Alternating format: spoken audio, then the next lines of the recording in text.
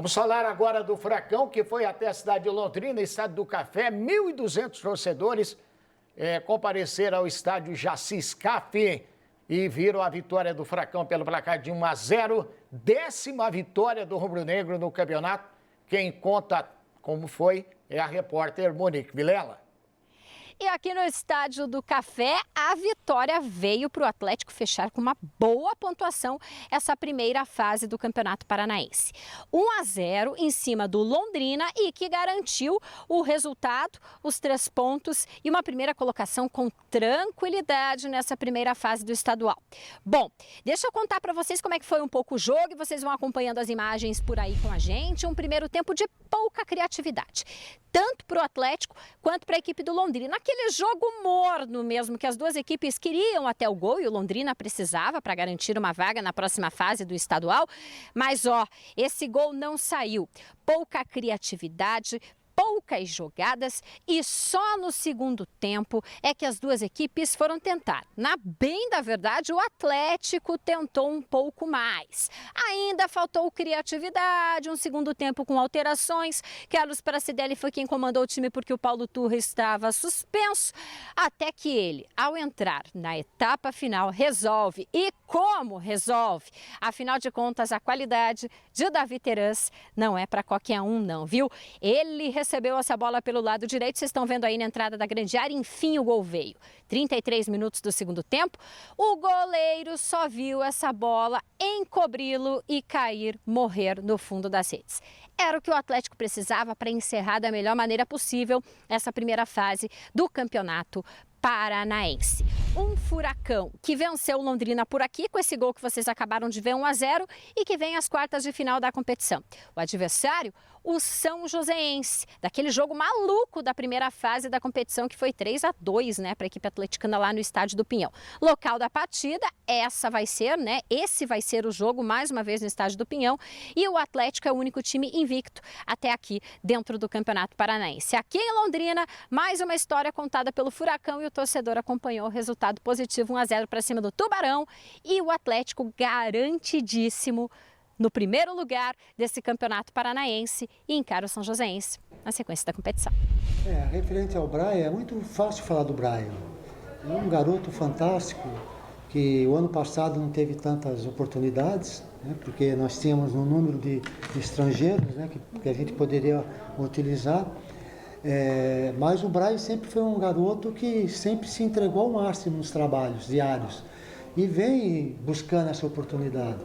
E foi muito merecida, né, essas oportunidades que o Brian teve, soube aproveitá-las todas. Como eu falei, a importância do grupo. O Brian é um jogador que nos dá muitas opções no grupo, né, jogando pelo lado direito, jogando como lateral, jogando como extremo, jogando como meia, né? É um garoto que nos dá todas essas possibilidades.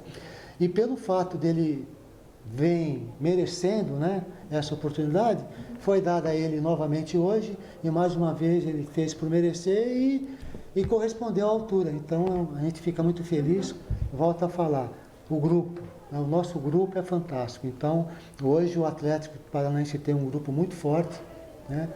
Como eu falei, mesclando juventude com experiência, mas é um grupo que nos dá muitas opções, né, durante a partida. Isso é bom para o treinador, né? É bom para o Paulo Turra, como foi bom para o Filipão ano passado, e eu tenho certeza que muitas coisas boas virão pela frente ainda com esse grupo. Em relação à sequência do campeonato, todos são sabedores das dificuldades que serão esses jogos finais, né? A equipe do São Joséense conseguiu uma classificação aí que lá atrás, às vezes, ficou até difícil, né? Mas é um grupo também unido, foi em busca do objetivo e conseguiu o objetivo, né? E agora quartas de final. Agora é um outro campeonato, nós somos sabedores disso, sabemos que vamos enfrentar uma equipe muito forte no seu campo, temos que ir lá no próximo final de semana, sabedores de tudo isso, para fazer uma grande partida e, se Deus quiser, levar uma condição boa para que a gente consiga, no jogo de volta lá na nossa arena, fazer uma boa partida e passar para outra fase, mas sempre com muito respeito da equipe da São Joséense, como eu falei, que conseguiu, né, com muita determinação, muita garra dos seus jogadores, uma classificação importantíssima. Né? Então vamos respeitar e vamos sabedores que teremos muitas dificuldades. São Joséense e Atlético, sábado, às 4h no estádio do Pinhão, São José dos Pinhais. Já vamos falar sobre o jogo. E tem pergunta pro Gil e também pro Irapitã. Olha aí, hein? O César Augusto marcante, o julgamento dos jogadores do Atlético poderá interferir na atuação do time ainda nesse campeonato? Os jogadores só serão suspensos para o próximo. Ele é de Irati. E está marcado para o dia 1º de março o julgamento... Quarta-feira, né? Quarta-feira, no TJD, né? Mas eu acho que não atrapalha em nada, né? Mas como é pena grande, provavelmente, né? Porque foi... Eu acredito que teremos penas pesadas. Então, mas talvez por isso mas mesmo... Mas tem o efeito suspensivo. Por isso mesmo pode ser que só cumpra num futuro campeonato promovido pela Federação Paranaense. Porque o rito é o seguinte, né, Irapitã? Me corrija se eu estiver errado. Julgamento quarta-feira. Aí tem a punição, eu acredito que deva ter para os jogadores, né? E para o clube também. E do Coritiba. E para o clube também pela invasão. E pela invasão também para o clube. Entra com efeito suspensivo, Sim. Aí... Aguarda o julgamento do pleno. Aí aguarda o julgamento do pleno. Aí tem o julgamento do pleno. Aí recorre de novo. Aí o campeonato acaba na primeira semana de abril. Aí recorre para o STJD, que é no Rio de Janeiro, sem data para... É mais ou menos isso, né? Realmente complicado. Eu acho assim, o ideal seria uma punição, né? E que essa punição fosse cumprida, para mostrar que não cabe mais no futebol esse tipo de cenas que a gente viu, né, no Atletiba, de jogadores correndo atrás do outro, se estapeando, se esbufeteando, chamando para briga. Pô, dá licença, né? Daí, quando a gente fala do futebol amador, que é uma cena ridícula, que é uma cena de futebol amador, os caras ficam bravos. Mas, cara, cenas absolutamente ridículas. Mas tem toda essa questão, né? A lei está aí, você tem os subterfúgios de recurso, de você tentar o efeito suspensivo. Então, tem várias situações aí que podem empurrar a punição mais para frente. E essa campanha do Atlético até agora, 11 jogos, 10 vitórias, apenas um empate. Que trabalho faz o Paulo Turra e a comissão técnica, né? E os jogadores. Pessoal, não sei se começou e está aqui, mas todos profissionais que a gente conhece já há bastante tempo, né? Do futebol paranaense, né? Então, gente que conhece o futebol paranaense, que está sendo aproveitada pelo Atlético e pelo próprio Felipão, né? Que é um cara que, pelo menos no papel, é quem dirige o futebol. A gente sabe que no Atlético o presidente Mário Celso, ele preside mesmo, né? Então não tem muito tempo. Mas o Felipão, claro, com a força que tem, é quem cuida do futebol. Então a gente vê esses profissionais, é muito bom realmente o trabalho. E é aquela história, né, Osmar? Quando o Atlético anunciou que iria disputar com o time principal o Campeonato Paranaense, era mais ou menos previsto, porque foi um time que, com poucas alterações, decidiu a Libertadores do ano passado. Então veio com base e tudo. O Operário, que ficou em segundo lugar, a gente acabou de dizer, reformulou totalmente. O Coritiba também mudou de treinador, reformulou totalmente. O Atlético mudou de treinador, mas o Felipão subiu para o camarote e ficou. A essência é a mesma. A essência é a mesma. A essência é a mesma. Alguns ajustes aqui e ali. Agora, o jogo em si foi muito fraco. Primeiro tempo... Londrina, tempos eu não vi um Londrina tão ruim. Primeiro tempo foi sonolento. Segundo tempo, quando você coloca ali aos 15 minutos o Vitor Bueno e o Terans, coloca a qualidade que faltava. Na primeira jogada real, né, que há possibilidade, o Vitor Bueno domina no peito, faz o toque, né, e aí vem aquele golaço do Terans que decide a partida. Eu achei interessante que pelo olhar do Terans, não sei se vai passar ainda, da câmera mais aberta dá para ver, pelo olhar do Terans, dá para perceber que ele planejou a jogada. Ele já tinha visto com a visão periférica do artilheiro. Dá o tapinha pro lado, exatamente, né, tira tinha do visto zagueiro. a posição do goleiro. Depois a gente vai observar ali se passa. Mas deu para ver bem que ele dá uma olhada, tipo assim, vem em mim. E aí ele já sabia o que fazer. Só né? para ter uma ideia, né? No primeiro tempo, esse foi o lance de maior perigo. numa pichotada do zagueiro ali, o Fernandinho levanta na área, o zagueiro tenta tirar da bola, né? E quase faz um gol contra, o goleiro vai lá e tira. E teve um chute de longa distância também, né? O Londrina só chegou com o chute do João Paulo. Então, o Londrina, de uma forma geral, achei absolutamente decepcionante, porque o Londrina sabia que precisava ganhar.